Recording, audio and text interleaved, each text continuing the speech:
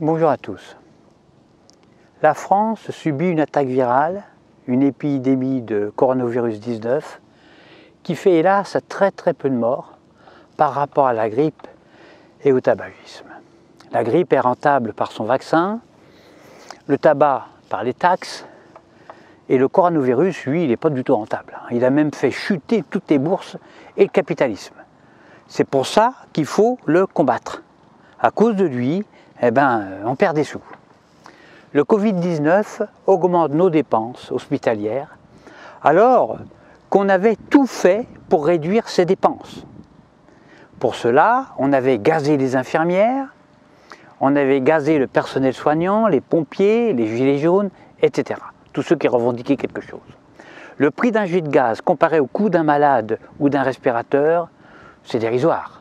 Un jet de gaz, c'est quelques centimes seulement. Alors qu'une augmentation de salaire d'une infirmière ou le prix d'un masque, mais c'est une fortune par rapport au gaz. Pour combattre ce virus, le gouvernement a pris des mesures exceptionnelles. L'armée tout entière est en effervescence pour combattre ce virus qui alourdit nos dépenses.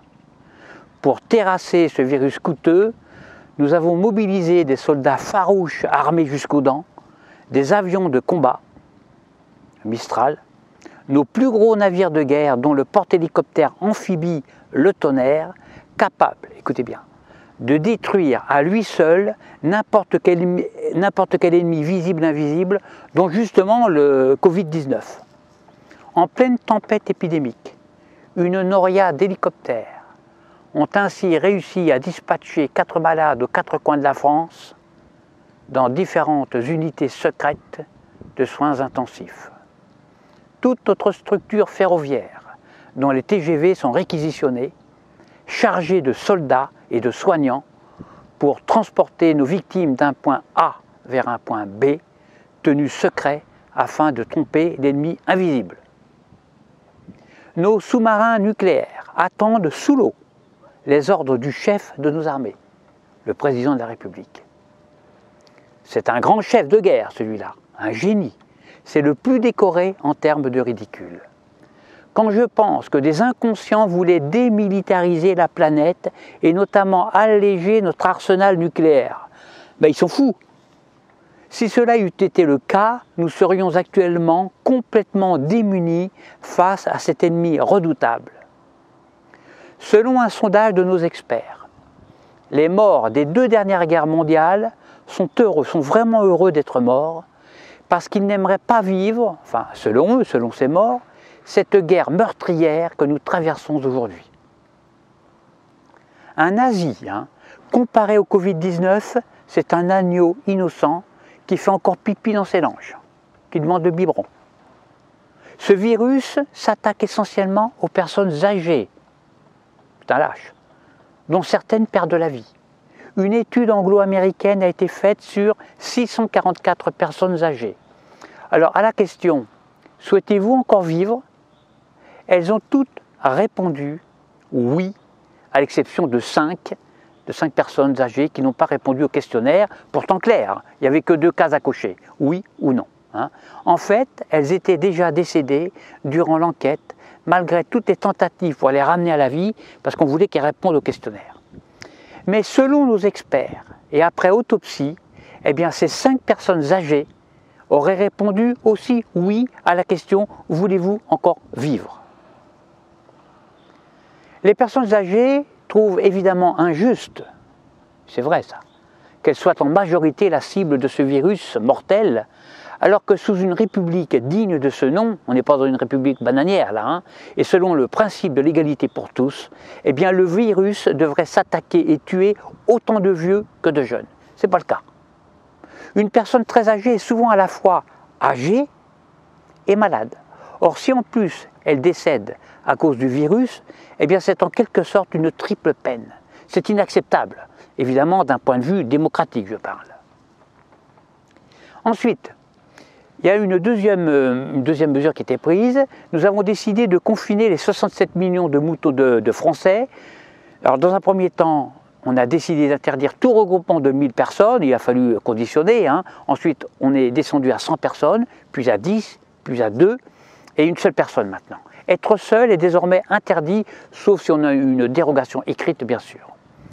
Se retrouver seul face à soi-même est dangereux, parce que si l'on est déjà contaminé, eh bien on a de fortes chances de s'auto-contaminer et donc de se surinfecter soi-même, ce qui doublerait la charge de travail des hôpitaux et donc les dépenses. Les verbalisations pleuvent, 35 €, 135 €, 3700 €, peine de prison, etc. Et bientôt le rétablissement de la peine de mort envers ces criminels qui sortent, en fait qui veulent juste respirer un peu d'air frais en dehors de leur cage à lapins. Le gouvernement est très fort, parce qu'il fait porter aux Français sa propre incompétence à gérer l'épidémie. En gros, ce que fait le gouvernement, je ne suis pas responsable si on n'arrive pas à endiguer l'épidémie, mais c'est vous les Français, parce que vous ne respectez pas le confinement. Et ainsi, les 60 millions de Français sont punis à cause de l'incompétence de leurs dirigeants. La petite mémé qui sort de chez elle pour arroser ses fleurs avec appuyée sur ses 2 cannes, eh bien elle est qualifiée, elle est jugée de criminelle parce qu'elle risque de contaminer les autres. Elle est même pointée du doigt par ses voisins. Ben, il est temps de réagir les amis, là. Il est temps. Hein. Toute personne infectée par un virus, que ce soit le rhume, la grippe, etc., devient un criminel.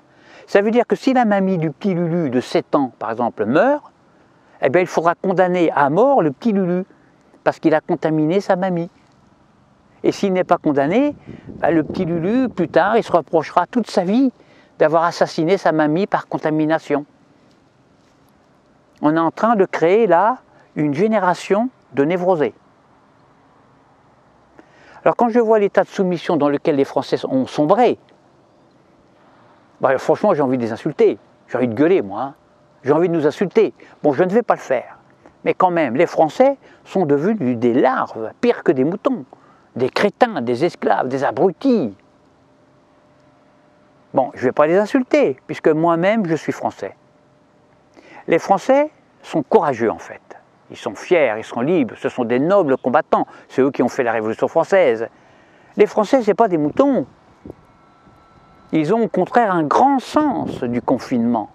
Ce sont de grands confinis.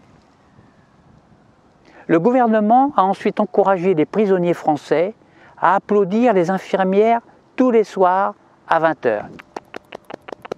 C'est-à-dire à postillonner à mort dehors pour s'échanger le virus. Là encore, selon les économistes, eh bien, les applaudissements et les encouragements coûtent beaucoup moins cher qu'une augmentation de salaire d'une infirmière, par exemple.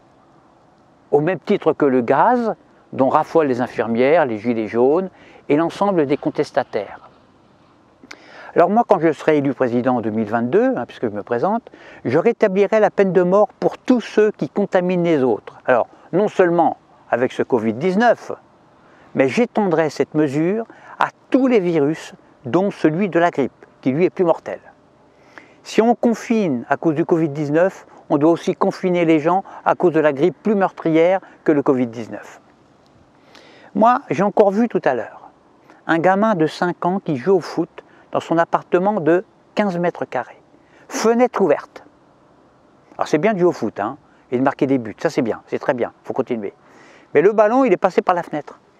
Et le gosse est allé le chercher alors qu'il n'avait aucune autorisation écrite. Aucune. Avec son ballon, il a contaminé le trottoir, les murs, les bâtiments publics, bref, tout son environnement en fait, tout le monde. Alors dans ce cas-là, la peine de mort peut s'appliquer exceptionnellement, bien sûr, hein, à cet enfant de 7 ans, et puis aussi aux parents inconscients qui en avaient la garde. Hein.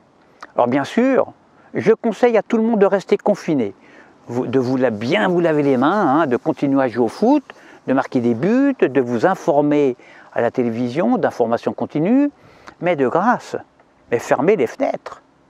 Alors, vive les confinés, les confinés,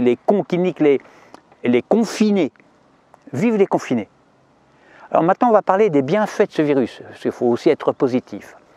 Alors d'abord, grâce à ce virus, toute forme de contestation est étouffée puisque tout le monde est confiné. Donc il n'y a plus besoin de répondre aux contestations, donc pas de dépenses pour l'État. Plus besoin de répondre aux revendications sociales. L'État fait une énorme économie, c'est génial ça. L'État fait même une économie de gaz puisqu'il n'y a plus de personnes à gazer.